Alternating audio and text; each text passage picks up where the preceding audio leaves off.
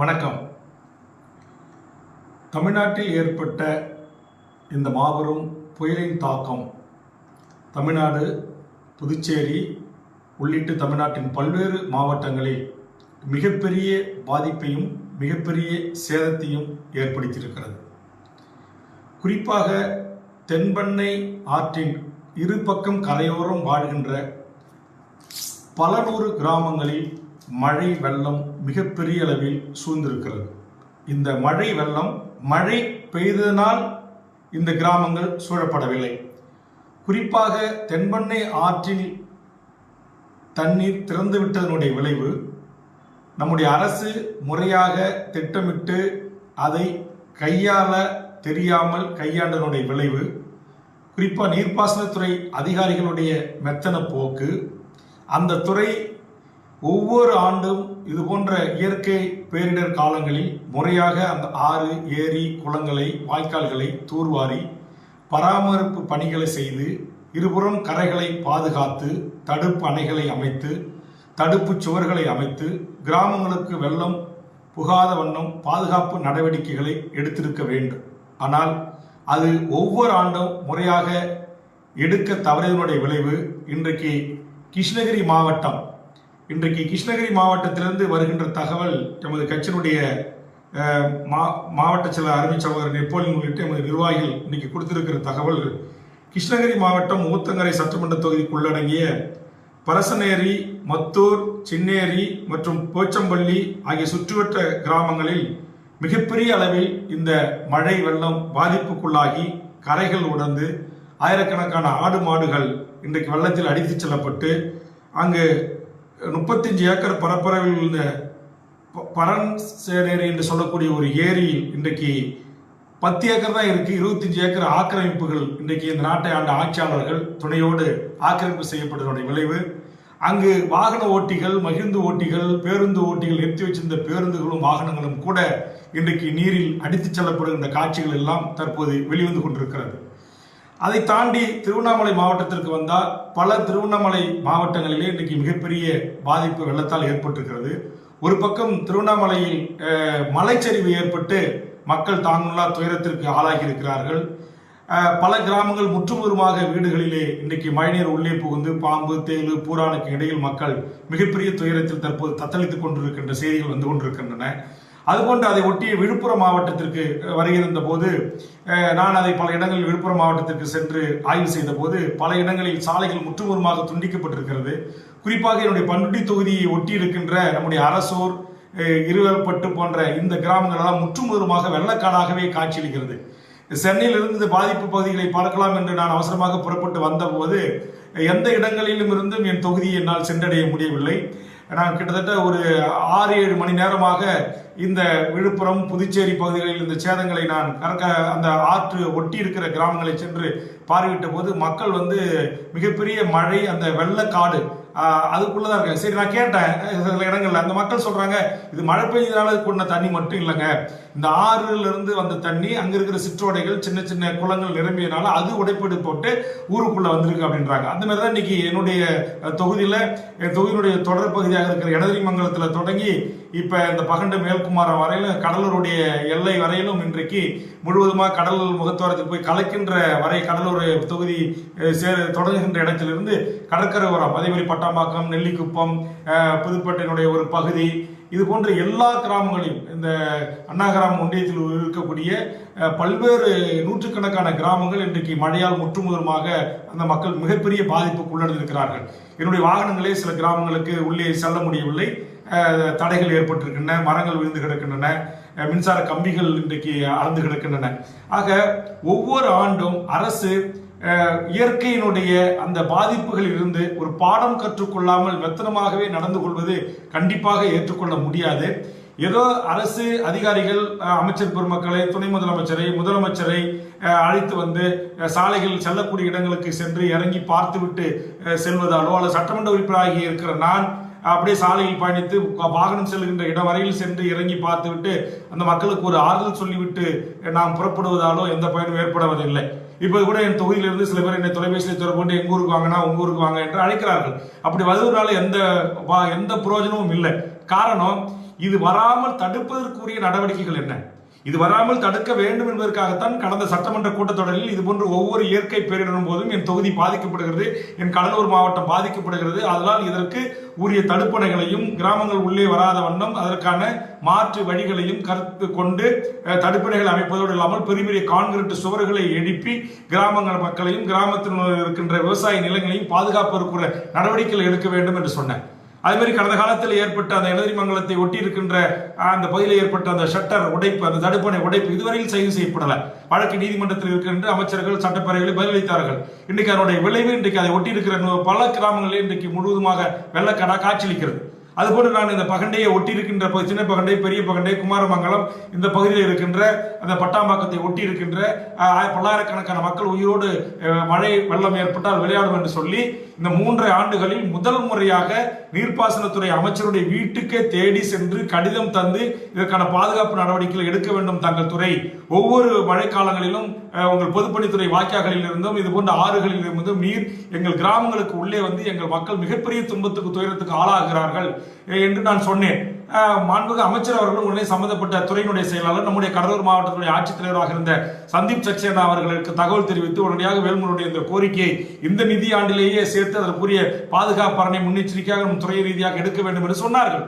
ஆனால் அப்படி சொன்னது நடைமுறைக்கு வரவில்லை. அதை தடுத்த சக்தி எது? இப்ப ஒரு வலியோடு இருக்கிறோம் நாங்க. இங்க தானே புயல் வந்தாலும் கடலூர் மாவட்டம், ஒக்கி புயல் வந்தாலும் கடலூர் மாவட்டம், வருதா புயல் வந்தாலும் கடலூர் மாவட்டம். அப்ப இந்த தமிழ்நாட்டில் எனக்கு தெரிந்து எனக்கு வயசு 55 நெருங்குது. இந்த 55 சிறு வயதில் நினைவிருந்த காலத்திலிருந்து எந்த புயல்கள் வந்தாலும் தமிழ்நாட்டில் கடலூரை தாக்காமல் சென்றதல்ல, கடலூர் மாவட்டத்து மக்களை தாக்காமல் சென்றதல்ல, ஒட்டி இருக்கிற புதுச்சேரி மக்களை தாக்காமல் அவர் அழிவை சந்திக்காமல் நிம்மதியாக புயல் கரையை கடந்தது என்ற வரலாறு இல்லை. அதே மாதிரி இன்னைக்கு செங்கல்பட்டு ஒட்டிய கடற்கரை ஓர மாவட்டம், இந்த பக்கம் மயிலாடுதுறை, நாகப்பட்டினம், இப்படி இது போன்ற மாவட்டங்கள், அது போன்ற கன்னியாகுமரி, தூத்துக்குடி, இந்த கடற்கரை ஓர மாவட்டங்கள்ல இது போன்ற இயற்கை பேரிடர்களை எதிர்கொள்வதற்கு சுதந்திர இந்தியாவின் 75 ஆண்டு கால் இன்றைக்கு நாம் விழாவை கொண்டாடுகிற இந்திய ஒன்றிய அரசு இதற்கு பாதுகாப்பு நடவடிக்கைகளை எடுப்பதற்கு மாநில அரசுக்கு கொடுத்த தொகை என்ன? நீங்கள் இந்த மக்கள் உயிரை பாதுகாப்பதற்கு எடுத்த நடவடிக்கைகள் என்ன? இப்ப இங்க பகண்டையில 7 பேர், அங்கே ஒரு 7 பேர் ஒரு தீவு போல அணை அருகே மாட்டிக்கிட்டாங்க. அவர்களை காக்கணும்னு சொல்லி அந்த மக்கள் எனக்கு முறையிடுறாங்க. முறையிட்ட உடனே அதை காக்கிறதுக்கான உயரதிகாரிகளை நான் தொடர்பு கொள்றேன். நம்முடைய மாவட்ட ஆட்சித்தலைவர் நான் அமைச்சரோட ஆய்வில் இருக்கிறேன். இருங்க சார், தப்பு இல்லை, உடனடியாக நீங்க வந்து பாதுகாப்பு, அவர்கள் உயிரை பாதுகாப்பதற்கு உடனே நீங்க டீம் அனுப்புங்க, அந்த பாதுகாப்பு மீட்பு குழு உடனே அனுப்புங்க, தீயணைப்பு வீரர்கள் அனுப்புங்க அப்படின்னு நான் சொல்லி அவர்களை மீட்பதற்கான நடவடிக்கை நான் எடுக்க சொன்னேன்.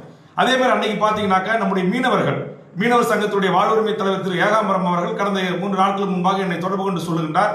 அவர்கள் மீன்பிடிக்க சென்றவர்கள் ஒரு சாதாரண படகுகளை சென்ற போது படகுகள் கவிழ்ந்து உடைந்து அவர்கள் உயிரை காப்பாற்றிக் கொள்வதற்கு கெம்டாஸ் சன்மாருக்கு சொந்தமான ஒரு ஹார்பர்ல நின்றுட்டு இருக்கிறாங்க, அவங்களை காப்பாற்ற சொல்லி இன்னைக்கு 2 நாள் 48 மணி நேரம் ஆச்சு, அரசு இயந்திரம் எதுவுமே நடவடிக்கை எடுக்கலன்னு சொன்ன பிறகு நான் நாட்டுடைய முதலமைச்சர் அலுவலகத்திற்கு, பேரிடர்துறையினுடைய அலுவலகத்திற்கு, இந்த நாட்டுடைய காவல்துறை தலைவருக்கு, உளவுத்துறை தலைவர் போன்றவர்களை தொடர்பு கொண்டு இதுவரையிலும் இன்னும் மீட்பதற்கு எந்த நடவடிக்கை எடுக்கல, ஹெலிகாப்டர் போகலை என்று நான் சொன்ன பிறகு அதற்கு பிறகு என்னை லைன்ல வைத்துக் கொண்டே சில அதிகாரிகளுக்கு உத்தரவு பிறப்பித்த பிறகு அடுத்த 1 மணி நேரத்தில் அந்த மீனவர்கள் மீட்கப்படுகிறார்கள்.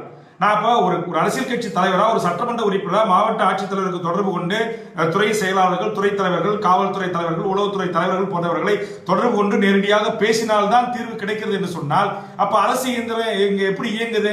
இப்ப இது எவ்வளவு பெரிய வேதனையா இருக்கு. அந்த 7 மீனவர் உயிர்கள் போயிருந்தா யார் அந்த குடும்பத்தை பாதுகாப்பது? இன்னைக்கு என்னுடைய தொகுதியில பகண்டையில இன்றைக்கு அந்த 7 பேர் இன்றைக்கு அங்க ஒரு பாலம் தடுப்பணைகள் அந்த உடைப்பு ஏற்படாம அந்த பணிகளில் ஈடுபட்ட அந்த என் தொகுதியை சேர்ந்த உயிர்கள் போயிருந்தா அந்த உயிர்களுக்கு யார் பாதுகாப்பு அரணாக இருப்பது? அப்ப ஏன் ஒரு திட்டமிட்டு நடவடிக்கை இல்ல? இப்ப சென்னையில மழைநீர் தேங்குற இடத்தை தேடி பார்த்து 4000 கோடி ஒதுக்கணும், 5000 கோடி ஒதுக்கணும், மழைநீர் வடிகால் ஏற்படுத்தணும், இனிமேல் மழைநீர் இங்க ஒரு சொட்டு கூட நிக்காது என்று சொல்லி ஒட்டுமொத்த அனைத்து அமைச்சர்களும் சென்னையில கூடி நீங்க அறிக்கை விடுறீங்க, அங்க தொலைக்காட்சிகளை வச்சுக்கிட்டு நீங்க அந்த செய்தியை வெளியிடுறீங்க. நான் கேட்கிற திருவண்ணாமலை மாவட்டம் என்ன பாவம் செஞ்சது? விழுப்புரம் மாவட்ட மக்கள் என்ன பாவம் செஞ்சாங்க? கடலூர் மாவட்டத்து மக்கள் என்ன பாவம் செஞ்சாங்க? கடற்கரை ஓரம் இருக்கிற மயிலாடுதுறை, நாகப்பட்டினம், தூத்துக்குடி, கன்னியாகுமரி மாவட்ட கடற்கரை ஓர மீனவ மக்கள் என்ன பாவம் செஞ்சாங்க? ஆக இந்த மக்களை ஒவ்வொரு மழை வெள்ளத்தின் போதும் நீங்க ஒரு அறிவிப்பே இல்லாம பெரும்பான்மை ஆகத்துல இன்னைக்கு நீங்க உங்க அதிகாரப்பூர்வமா நீங்க 2.25 லட்சம் கனஅடி தண்ணீரை திறந்து விட்டுறீங்க. இந்த அறிவிப்பை யாருக்கு கொடுத்தீங்க? எந்த தொலைக்காட்சி நிலையத்தில் தண்ணியை நாங்க திறந்து விடுறோம் அறிவிச்சிங்க? என்ன என்ன அரசு இயந்திரம், என்ன எந்த லட்சத்துல அரசு இயந்திரம் இயங்குது? இதான் அரசு இயந்திரமா? சொல்லுங்க. ஒன்றிய அரசு என்ன பண்ணிட்டு இருக்கீங்க? வேடிக்கை பார்த்துட்டு இருக்கீங்களா? அன்னைக்கு கேட்டா மாநில அரசு அதிகாரிகள் சொல்றாங்க ஒன்றிய அரசு கிட்ட நாங்க ராணுவ ஹெலிகாப்டர் கேட்டோம் தரல அப்படின்றாங்க. அப்ப 7 மீனவர்களை உயிரை காப்பாற்றுவதற்கு ராணுவ ஹெலிகாப்டர் தராது, ஒக்கி புயலுக்கு தரமாட்டீங்க, வரதா புயல் தரமாட்டீங்க, குரங்கணி தீ விபத்துல என்னுடைய மக்கள் அங்க ட்ரெக்கிங் போனவன் அங்க மலையாறுகின்ற போது அவங்க மாட்டிக்கிட்டு தீயில கருகி செத்த போது ஹெலிகாப்டர் அனுப்புனாங்க. அன்னைக்கு இருந்த அமைச்சர் நிர்மலா சீதாராமன் எங்க ஹெலிகாப்டர்ல விளக்கு எரியாது, நைட் ஆனா கண்ணு தெரியாதுன்றீங்க. வரதா புயல ஒக்கி புயல கடற்கரை மீன் பிடிக்க மீனவர்கள் கடல்ல மாத்திக்கிட்டு தத்தளிக்கிறாங்க, உயிரோடு மீட்கிறதுக்கு நீங்க கடற்படை அனுப்ப மாட்டேன்றீங்க. இது வரைக்கும் கடலூர் மாவட்டத்துக்கு ஒன்றிய அரசுடைய மீட்பு படை வந்திருக்கா? நான் கேட்கிறேன், ஒன்றிய தலைமை அமைச்சர் நரேந்திர மோடி அவர்களே, இந்த பாதிக்கப்பட்ட மாவட்டங்களை அனைத்தும் நீங்கள் பேரிடர் மாவட்டங்களாக அறிவிக்கப்பட்டு தமிழ்நாட்டையே பேரிடர் மாநிலமாக அறிவித்து உடனடியாக எங்களுடைய வரி பணத்தில் ஜிஎஸ்டி என்று கோடிக்கணக்கான லட்சக்கணக்கான கோடி ரூபாயை நீங்கள் கொள்ளையடித்துக் கொள்கிற நீங்கள் தமிழ்நாட்டில் ஏற்பட்ட ஒவ்வொரு இந்த இயற்கை பேரிடர் பாதிப்புகளின் போது நீங்கள் எங்களுக்கு கொடுத்த தொகை என்ன? எத்தனை ஒன்றிய அமைச்சர்கள் வந்து எங்க மக்களுக்கு துணையாக நின்றீங்க? உங்களுடைய மத்திய அரசுடைய அதிகார வர்க்கம் இந்த மண்ணில் இந்த மக்களுக்கு என்ன செஞ்சது? நீங்க மாநில அரசு கிட்ட கேட்டா நிதி இல்ல, அமைச்சர்கள் வந்து பார்த்துட்டு ஆறுதல் சொல்லிட்டு போனா போதுமா? ஒரு நிரந்தர தீர்வு என்ன? ஒவ்வொரு மழையிலும் எங்க மக்கள் வந்து வீட்டில் இருக்கிற அண்டா குண்டா எல்லாத்தையும் அடகு வச்சுதான் நாங்க அண்ணா கொடி காப்பூன்னு அரப்பூன்னு அடகு வச்சுதான் நாங்க மறுசீரமைப்பு பண்ணணுமா? நீங்க புதுச்சேரி முதலமைச்சர் அவர்கள் அவரையும் நான் கேட்கிறேன், அந்த மக்கள் எவ்வளவு துன்பத்துக்கு துயரத்துக்கு ஆளாயிருக்காங்க. இன்னைக்கு ஏதோ நீங்க குடும்பத்துக்கு 5000 ரூபாய் அறிவிச்சிருக்கீங்க, கால்நடைகளுக்கு 20,000 40,000 அறிவிச்சிங்க. இப்ப புதுச்சேரி பகுதி முழுக்க சுத்தி பார்த்துட்டு தான் வரேன், விழுப்புரத்துல பல பகுதிகளை சுத்தி பார்த்துட்டு தான் வரேன். இப்ப என் தொகுதியில எந்த கட்சிக்காரன் ஒன்றிய மாநில மாவட்டம் எவரையும் அழைக்காத நான் இப்ப என் தொகுதியில் இருக்கிற பாதிக்கப்பட்ட பகுதிகள் வழியா தான் போய் பார்த்துட்டு வரேன். ஏன் வரேன்? அங்க போனா உடனே கூட்டம் விடுறது, உடனே கூட்டிக்கிட்டு பார்வையிட வந்தாரு. அப்ப மக்கள் கேட்க எம்எல்ஏ வெறுங்கையோட வந்தாரு, என்ன செஞ்சாரு? மக்கள்கிட்ட பயமா இருக்கு. நாங்க இந்த அரசாங்கத்துல பொதுமக்களை போய் சந்திக்கிறதுக்கு பயமா இருக்கு. காரணம் மக்கள் கேட்கிற கேள்விக்கு எங்களால மூவ் கொடுத்து பதில் சொல்ல முடியல. இந்த தொகுதிக்கு தடுப்பணைகள் கேட்டேன், செக் டேம் கேட்டேன், தடுப்பு சுவர்கள் கேட்டேன், பாதாள சாக்கடை மாரி தண்ணி காலங்கள்ல இன்னைக்கு வந்து பண்ருட்டி நகரத்துல சில வார்டுகள்ல தண்ணி பூந்திருக்கு. இன்னைக்கு நெல்லிக்குப்பத்துல பல வார்டுகள் முழுகி போய் கிடக்குது. இன்னைக்கு கூட்டணி கட்சி தம்பிமார்களை அழைக்கிறாங்க, அண்ணா முழுகி கிடக்குது வாங்க, மழைக்கு உள்ளே போக முடியாத அளவுக்கு இருக்கு. அப்ப அந்த மக்களுக்கு அரசு முன்னெச்சரிக்கை நடவடிக்கையாக எடுத்த நடவடிக்கை என்ன? எத்தனை மக்களை நீங்க மீட்டு பாதுகாப்பு வச்சிருக்கீங்க? இன்னைக்கு நான் பார்த்து வந்த பகுதிகளில் எல்லாம் விழுப்புரம் மாவட்டத்தில், திருவண்ணாமலை மாவட்டத்தில், பாண்டிச்சேரியில, கடலூர் மாவட்டத்தில் எல்லாம் மொட்டை மாடிகளில் தஞ்சம் புகுந்திருக்காங்க. அதே பயந்துகிட்டு உயிருக்கு ஒரு மொட்டை மாடியில் 50 பேர் ஏற வேண்டிய மொட்டை மாடியில் 100 பேர் ஏறினாங்கன்னா மொட்டை மாடி இடிஞ்சு அதே இடத்துல அவர்கள் சாகக்கூடிய அபாய ஒரு சூழல் இருக்கு. அப்ப இது ஏன் முன்னெச்சரிக்கை நடவடிக்கை எடுக்கல? அப்ப எங்களுடைய பேச்சு சட்டமன்றத்தில் மக்களுக்காக நாங்கள் பாதுகாப்பு அரணாக என்று பேசுகின்ற போது இதெல்லாம் தூர்வாருங்க, இந்த வாய்க்கால தூர்வாருங்க, அணையை பலப்படுத்துங்க, ஆத்த முறைப்படுத்துங்க, செட்டம் கட்டுங்க, ஷட்டர் போடுங்க சொல்லுகின்ற போது காது கொடுத்து கேட்கல, நிதி ஒதுக்க நீங்க முன் வரலையே. பேருக்கு இங்க ஆயிரக்கணக்கான கோடி, நூற்றுக்கணக்கான கோடியை ஒதுக்கி அதுல இருந்து அதிகமான பணத்தை எப்படி எல்லாம் அதிகாரிகளும் ஆட்சியாளர்களும் பங்கெடுத்துக் கொள்வதும் என்ற கவனம் ஏன் இந்த மக்களை, ஏழை எளிய மக்களை, விவசாய மக்களை, கூலி மக்களை, தாழ்த்தப்பட்ட பிற்படுத்தப்பட்ட ஒடுக்கப்பட்ட மீனவர் மக்களை காப்பாற்றுவதற்கு உங்களுக்கு மனம் இல்லை? மாநில ஒன்றிய அரசுகளை பார்த்து நான் கேட்கிறேன். கூட்டணியில் இருக்கிறதால என் தொகுதியில மக்கள் ஒவ்வொரு ஆண்டும் நாங்கள் இதே மாதிரி துன்பத்துக்கு துயரத்துக்கு நாங்க கடந்து வந்து நூலா போனோமா? இதையெல்லாம் குறித்து நாங்க கேள்வி எழுப்ப கூடாதா? கேள்வி எழுப்பினா கூட்டணி கட்சியில இருந்து வேல்முருகன் குறைச்சல் கொடுக்கிறான்னு சொல்லுவீங்களா? மாண்புமிகு தமிழ்நாடு முதலமைச்சர் அவர்களை நான் இந்த நேரடி காணொலி கூட வேண்டுகோள் வைக்கிறேன். நீங்கள் இந்த பாதிக்கப்பட்ட இந்த அனைத்து மாவட்டத்துக்கும் ஒவ்வொரு குடும்பத்துக்கும் ஏற்பட்ட தனிப்பட்ட இழப்புகள், விவசாய நிலங்கள், கால்நடைகள், ஆடு மாடு கோழியிலிருந்து வண்டி வாகனங்கள் இருந்து எல்லாம் அடித்து செல்லப்பட்டிருக்கு. இதுல இருந்து இந்த மக்களை நீங்க கொடுக்குற 5000 10,000 ரூபாய் இதுல இருந்து இவங்க எப்படி வாழ்வாதாரத்தை பாதுகாத்து மீண்டேற முடியும்? ஒன்றிய அரசு ஊரிய நடவடிக்கைகளை உடனடியாக குழுக்களை அனுப்பி முதல்ல ஒரு 5000 கோடி இந்த இயற்கை பேரிலிருந்து இந்த மக்களை பாதுகாப்பதற்கு விடுவிக்கணும். நாங்க 5000 கோடி கேட்டா 500 கோடி பிச்சை போடுறது, 50 கோடி பிச்சை போடுறது, இதையெல்லாம் செய்தால் நரேந்திர மோடியோ ஒன்றிய அமைச்சர்களோ தமிழ்நாடுக்குள் உள்ளே வர முடியாது. எப்படி கோபேக் மோடி என்று கருப்பு பலன்களை உங்கள் விமானத்தை நோக்கி நாங்கள் விட்டோமோ அதே மாதிரி இங்க ஒன்றிய அரசுடைய பிரதிகள் யார் எங்கள் தமிழ்நாட்டுக்கு வந்தாலும் அவர்களை சிறைப்பிடிக்கின்ற போராட்டத்தை தமிழக வாழ்வுரிமை கட்சி முன்னெடுக்கும். அதே மாதிரி தமிழ்நாட்டில் இருக்கிற அமைச்சர் பெருமக்கள், தமிழ்நாடு அரசு அதிகாரிகளை கேட்கிறார், மக்களுக்கு ஆக்கப்பூர்வமான திட்டங்களை தீட்டுங்க, ஆக்கப்பூர்வமான பணிகளை நீங்க செய்யுங்க. மழையில முதலமைச்சர் இந்த வயசுல வராரு, வந்து பாக்குறாரு, நாங்க வரவேற்கிறோம். துணை முதலமைச்சர் ஓடோடி சென்னை முழுவதும் சுத்தினார். இன்னைக்கு பல அரசியல் கட்சிகள் சென்னை மட்டும்தான் உங்களுக்கு கண்ணுக்கு தெரியுதா என்று கேட்ட பிறகு இன்னைக்கு கிராமங்களை நோக்கி நீங்க பயணிக்கிறீங்க. அதை நாங்கள் வரவேற்கிறோம். ஆனால் அந்த பயணம் வந்துட்டு போன பிறகு அந்த மக்களுக்கு என்ன நிவாரணம் கிடைக்கப்பட்டது, அந்த மக்களுக்கு என்ன பலன் சென்றடைந்திருக்கிறது, அந்த மக்கள் எவ்வாறு பாதுகாக்கப்பட்டிருக்கிறாங்க? தொடர்ச்சியாக உயிர்கள் பலியாகி கொண்டே இருக்கும். ஒவ்வொரு ஆண்டும் நீங்கள் பாடம் கத்துப்பீங்களா? எத்தனை முறை இந்த நாட்டை திமுக அதிமுக மாறி மாறி ஆண்டு இருக்கிறீர்கள். இந்த இயற்கை பேரிலிருந்து இந்த மக்களை பாதுகாத்துக் கொள்வதற்கு நீங்கள் கற்றுக்கொண்ட பாடம் என்ன? என்ன செய்திருக்கிறீங்க? பல்லாயிரக்கணக்கான 2 லட்சம் 3 லட்சம் கோடி நிதிகளை ஒதுக்கிறீங்க. அந்த கோடி பணங்கள்லாம் எங்க போகுது? யாருக்கு எதுக்காக பயன்பட்டு இருக்கு? இந்த இயற்கை பேரிடர்கள் இந்த மக்களை பாதுகாப்பதற்கு என்ன பாதுகாப்பு அரண்கள் என்ன எடுத்திருக்கீங்க? முன்னெச்சரிக்கை நடவடிக்கை என்ன எடுத்திருக்கீங்க? என்ன எக்யூப்மெண்ட்ஸ், என்ன கருவிகள் இருக்குது? நீ மாட்ட சென்னையில் அம்மையார் ஜெயலலிதா ஆட்சி காலத்தில் அப்படிதான் அவங்களை தொடர்பு கொண்டு அனுமதி வாங்க முடியாது, அதனால அதிகாரிகள் திறந்து விட்டாங்க, அதனால பாதிப்பு ஏற்பட்டு பல உயிர்கள் பறியாச்சுன்னு சொன்னீங்க. இப்ப இருக்கிற முதலமைச்சர் தான் எப்போ அதிகாரிகள் தொடர்பு கொண்டு பேசலாமே.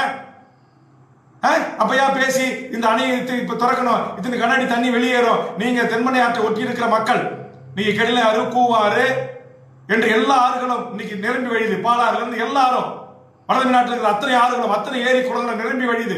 இன்னும் உடைப்பு ஏற்பட்டா எத்தனை ஊர் முழுகுன்னு தெரியல. மக்கள் உயிரை கையில பிடிச்சிட்டு இருக்கிறாங்க. 2 நாளா மக்களுக்கு பால் இல்லை, குடிக்க தண்ணி இல்லைன்றாங்க, உணவு இல்லைன்றாங்க. அப்ப இதெல்லாம் எடுக்க வேண்டிய பொறுப்பு அங்க ஒவ்வொரு ஊர்லயும் மக்களால் தேர்ந்தெடுக்கப்பட்ட மக்கள் பிரதிநிதிகள் இருக்கிறாங்க, கவுன்சிலர்ஸ் இருக்கிறாங்க, பஞ்சாயத்து தலைவர் இருக்காங்க, துணைத் தலைவர்கள் இருக்கிறாங்க, ஊராட்சி ஒன்றிய குழு உறுப்பினர்கள் இருக்காங்க, மாவட்ட குழு உறுப்பினர்கள் இருக்கிறாங்க, மாவட்ட பஞ்சாயத்துகள் இருக்கிறது, சட்டமன்ற நாடாளுமன்ற உறுப்பினர்கள் இருக்காங்க. இவர்களை அனைவரையும் கூட்டு இது போன்று கடந்த காலங்களில் இயற்கை பேரிடர் ஏற்பட்ட இந்த பகுதிகளிலே இதிலிருந்து இவர்களை காப்பதற்கு என்ன முன்னெச்சரிக்கை நடவடிக்கை எடுக்கலாம்? எங்கெங்க தண்ணி வரும், எங்கெங்க பாதுகாப்பு இல்லங்கள் இருக்கு, யார் எங்கெங்க தங்க வைக்கலாம், யார் எத்தனை உணவு பொருட்களை 3 வேளைக்கு கொடுக்கணும், இந்த தலைவருக்கு எத்தனை டார்கெட், இந்த கவுன்சிலருக்கு என்ன வேலை, இந்த பிடிஓக்கு என்ன வேலை, இந்த தாசில்தாருக்கு என்ன வேலை, இதரத்துறை அதிகாரிகளுக்கு என்ன வேலை, திட்டமிட்டு ஒரு வழிகாட்டல் நெறிமுறை குழுக்கள் இருக்கிறதா? சொல்லுங்க. ஒவ்வொரு மாவட்டத்திற்கு நீங்க மானிட்டரிங் பண்ணுவதற்கு ஒரு துறை செயலாளர் அனுப்பியிருக்கீங்க.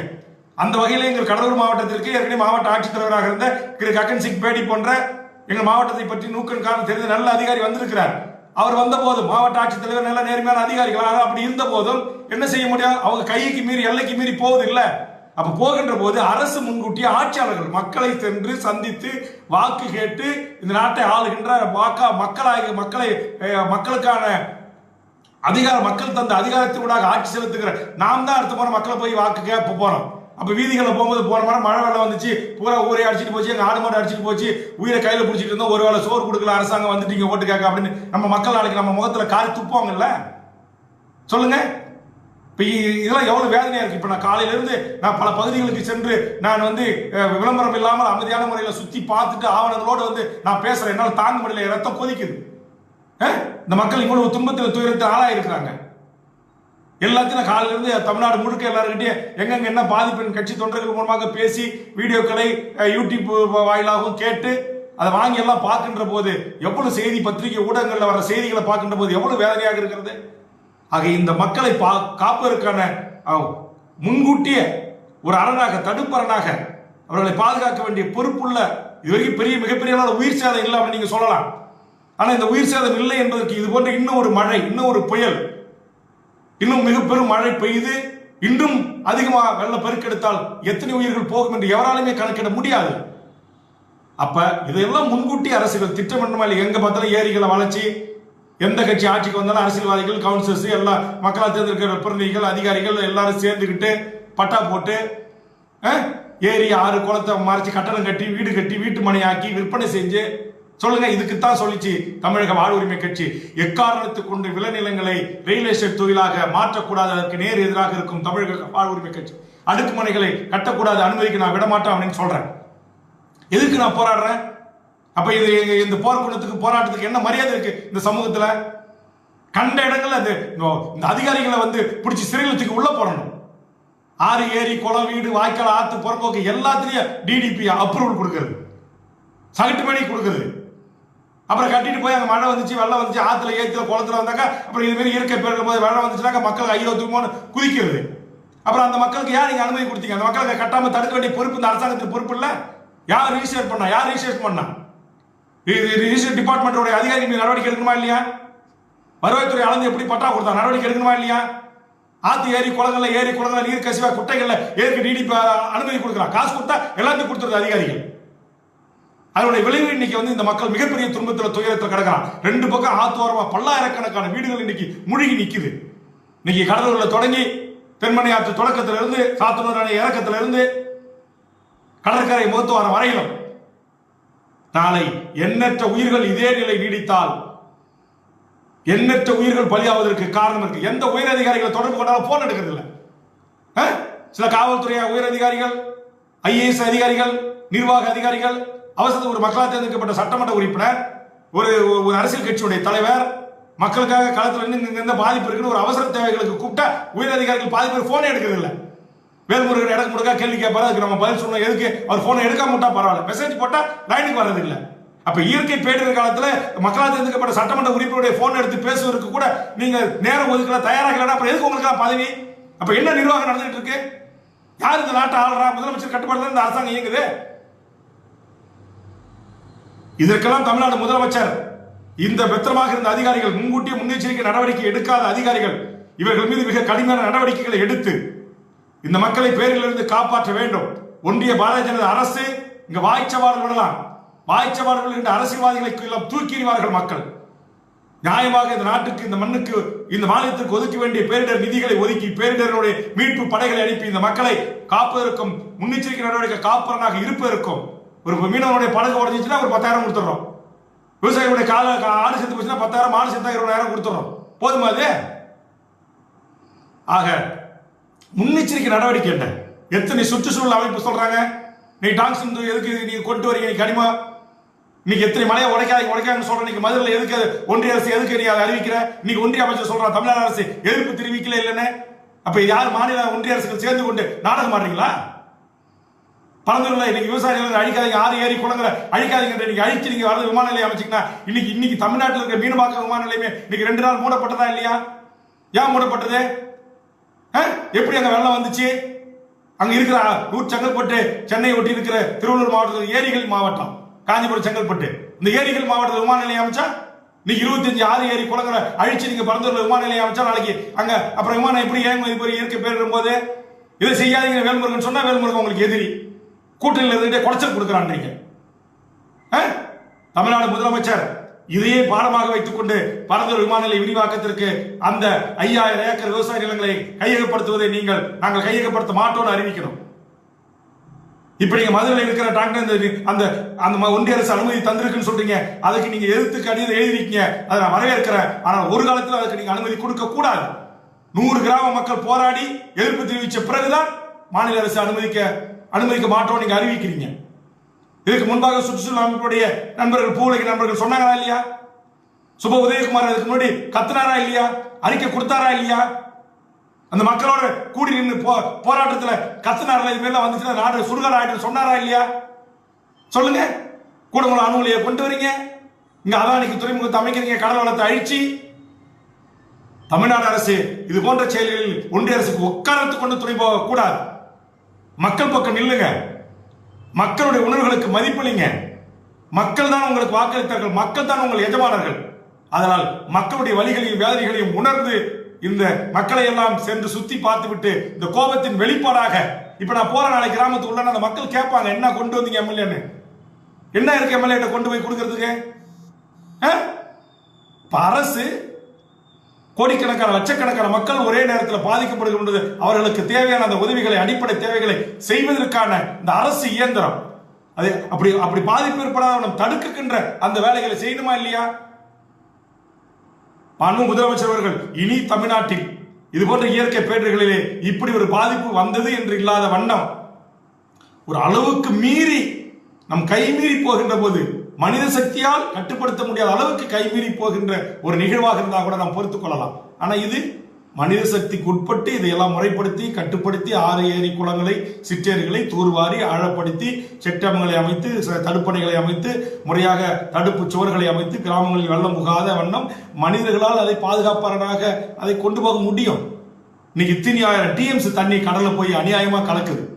இதை பாதுகாத்து வைப்பதற்கு எந்த ஒரு ஏற்பாடு உங்ககிட்ட கிடையாது. தமிழ்நாட்டில் எத்தனை செக் டேம்கள் இருக்கு, எத்தனை மிக பிரமாண்ட அணைகள் இருக்கு, நம்ம கிட்ட மழைநீர் சேகரிப்பதற்கு எதுவுமே இல்லை. ஆக இதையெல்லாம் கருத்தில் கொண்டு எவ்வளவு பெரிய கார்பரேட் பெரும் நிறுவனங்களாக இருந்தாலும் இந்த அரசு புறம்போக்கு இடங்களில், அரசு ஆறு ஏரி குளங்களில் அப்பாவி மக்கள், ஏழை மக்கள், சின்ன சின்னதா எங்கேயாச்சும் ஒரு குடிசை போட்டுருக்கான், ஒரு வீடு கட்டிட்டானாக்கா இது நீர்நிலைகள் இருக்கு, ஆத்துல இருக்குன்னு இடிக்கிறீங்கல்ல பொக்லின கொண்டு வந்து. ஏன் பணக்கார பெரும் முதலாளிகளோட கட்டடங்கள் இடிக்கல? ஏன் பணக்கார கார்பரேட் நிறுவனங்கள் ஓட்டல்களை இடிக்கல? நீங்க சென்னையில எத்தனை பணக்கார இன்னைக்கு பில்டர்ஸ் அங்க கட்டிட்டு இருக்கிறான், ஆத்துல கட்டிட்டு இருக்கான், ஓடையில கட்டிட்டு இருக்கிறான், கூவாத்த நிரப்பி கட்டிட்டு இருக்கிறான்ல. காசா கிராண்ட் ஒரு நிறுவனம். எப்படி அதை அனுமதிச்சீங்க? கூவ ஆத்து துக்குறான எப்படி அனுமதிச்சது இந்த அரசு? யார் அனுமதிச்சா? அப்ப அனுமதி கொடுத்த அதிகாரிகளை இன்னைக்கு பிடிச்சி கைது பண்ணி தூக்கி ஜெயில போடணுமா இல்லையா? இது போன்ற கடுமையான நடவடிக்கைகளை தமிழ்நாடு முதலமைச்சரும் தமிழக அரசும் எடுக்க வேண்டும் என்ற நேரத்தில் கேட்டுக்கொண்டு, இந்த பாதிக்கப்பட்ட திருவண்ணாமலை, விழுப்புரம், கடலூர் உள்ளிட்ட செங்கல்பட்டு, காஞ்சிபுரம் உள்ளிட்ட இந்த கடற்கரையோர மாவட்டங்களினுடைய மக்களை பாதுகாப்பதற்கான விரிவான திட்டங்களை ஒன்றிய அரசோடு போராடி உரிய நிதியை பெற்று அல்லது இதர சலுகை திட்டங்களுக்கு, இலவச திட்டங்களை நிறுத்தி வைத்து மக்கள் உயிரோடு விளையாடுகின்ற, மக்களோட உடைமைகளோடு விளையாடுகின்ற, சிறுக சிறுக சேர்த்து வைத்த வீடுகள் இடித்து தரமட்டமாக போகின்ற, வெள்ளத்தில் அடித்து செல்கின்ற இந்த நிகழ்வுகள் ஏற்படாத வண்ணம் பாதுகாப்புக்குரிய முன்னெச்சரிக்கை நடவடிக்கைகள் எடுக்கின்ற வகையில் பாதுகாப்பான விரிவான திட்டங்களை தீட்டுவதற்கு வருகின்ற சட்டமன்ற கூட்டத்தொடரில் ஒரு சிறப்பு கூட்டத்தொடரை குறித்து ஒரு நாள் முழுவதும் இது குறித்து விவாதிக்க வேண்டும். சும்மா வர ஒரு இப்ப கூட்டத்தொடர் அறிவிச்சிருக்காங்க, 2 நாள் அறிவிச்சிருக்கீங்க. இந்த 2 நாள் இந்த மக்களுக்கான எந்த பிரச்சனையை பேச முடியும்? என்ன விவாதிக்க முடியும்? ஏன் ஒரு கூட்டத்தொடர், ஒரு மழைக்கால கூட்டத்தொடர்னா ஒரு வாரம் நடத்தினா என்ன? எதுக்கு 2 நாள் மட்டும் நடத்துறீங்க? இதெல்லாம் மக்கள் கேட்க மாட்டாங்களா? மக்களுக்கான பிரச்சனைகளை குறித்து விவாதிக்க கூடாது சட்டமன்றத்தில்? மாண்புமிகு முதலமைச்சர் அவர்களே, உங்களோடு இருக்கின்ற ஒரு சில RSS பரிவார அதிகாரிகள் உங்களை தவறாக வழிநடத்துகிறார்கள் என்று நான் குற்றம் சாட்டுகிறேன்.